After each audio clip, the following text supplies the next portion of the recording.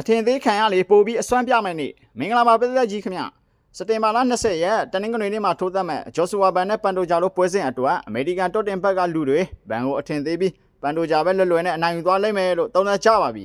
ဒါပေမဲ့ကွင်းထဲမှာတကယ်ဖြစ်မဲ့အခြေအနေကိုတေချာချိချိန်ကြည့်မှဆိုရင်ဘန်ကိုလုံးဝဆော့တွက်လို့မရတဲ့အချက်တွေအခိုင်အမာစီးနေပါတယ်ဘန်ဟာအရင်တုန်းကဘန်မဟုတ်တော့ပဲအဖက်ဖက်ကအထွတ်အထိပ်ကိုရောက်နေတဲ့ဖိုင်တာတယောက်ဖြစ်လာပါပြီထက်မြက်ပြီးအကောင်တဲ့လက်တီချက်များနဲ့တစ်ဖက်လူကိုတုံလှုပ်သွားစေတဲ့တိကျပြတ်သားတဲ့ထိုးနှက်ချက်တွေပိုင်ဆိုင်ထားပါတယ်ဘန်ဟာအစိမ်အဟုန်ကောင်းချင်းနဲ့တုတ်ပြန်နိုင်စွမ်းမြင့်မာပြီးပွဲကိုအဆအဆုံးအစိမ်အဟုန်နဲ့ထိန်းချုပ်နိုင်ပါတယ်အကောင်းဆုံးတက်လုံကာရီယိုဘိုင်းနဲ့ပွဲကိုကြာလာလေဖိအားပို့ပေးနိုင်ပြီးရေကုန်ရေခမ်းဆင်ပြနိုင်စွမ်းနဲ့ရှိပါတယ်